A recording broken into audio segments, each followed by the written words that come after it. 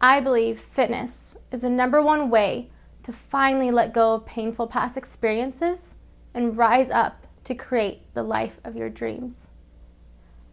I will never forget the phone call I had with my good friend Sarah when we were talking about my abuse from the past and how I never wanted anyone to go through that pain and destruction as long as I did. When she stopped me, and with tears in her voice, she said, I have never been able to tell you this, but since you're willing to tell your story to the world, I feel comfortable now sharing with you that I've also gone through sexual abuse as a child. And I don't know what to do next. No matter what success I find in my career or what self-help book I read, I am so dead inside. I was shocked to hear those words come out of my close friend Sarah and know that she couldn't even feel comfortable enough to share it with me, and she was so alone. And I remember a time in my own life from 11 to 13 years old when I was going through abuse from a family member, and I didn't feel comfortable enough to share my own story. It started with confusion. My abuser would always tell me that it was normal, but every time he touched me, I knew it wasn't okay. And so it went on to make me feel ashamed of what had been going on, to guilt for wondering why I didn't stop it in the beginning and why I couldn't just go get help. I was so scared, though, that my abuser was right and that everyone would just think it was my fault. Those fears became reality when my moment of relief, when my mom came to me and told me she knew what had been going on and she wanted to hear my side of the story. And I remember this like it was yesterday because I was spinning around in my office chair,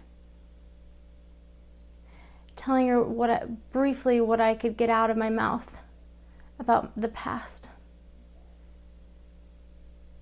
She looked at me and said, Alicia, it takes two.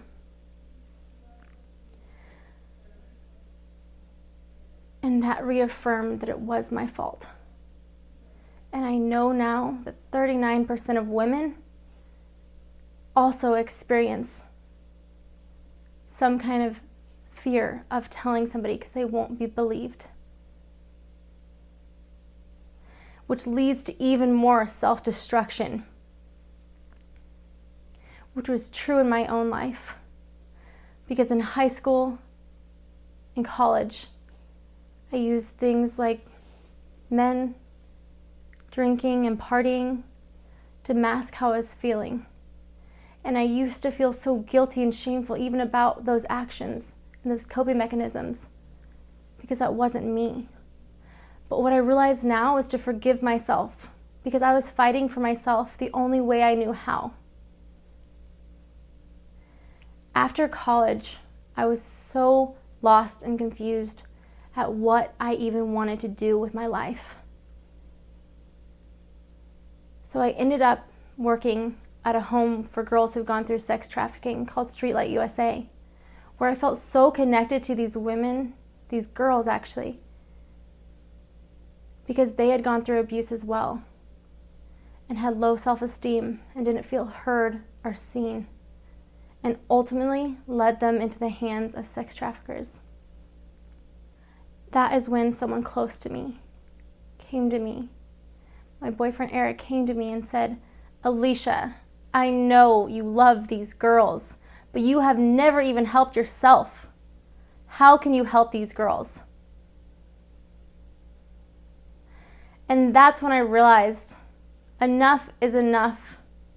No matter how painful it was to look back at my past, I needed to change my life. So for the first step for me was forgiving the people that hurt me the most. And then I looked at what it was that I actually loved to do and to find out who I was, what made me happy.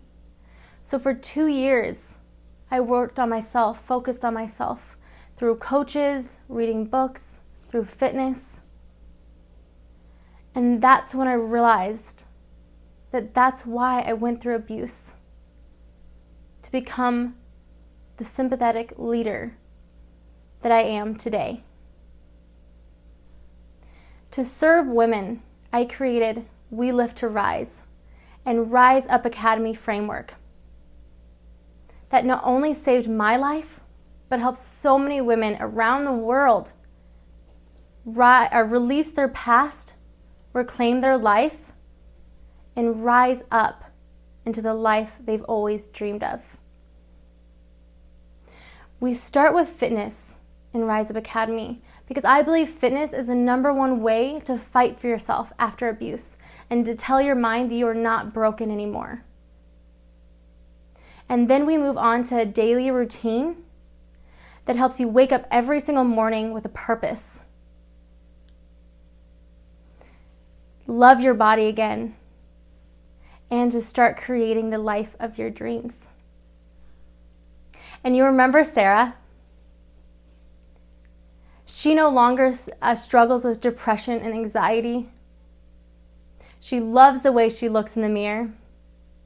And she's even gone back to get her master's degree to help women that are in her shoes as well.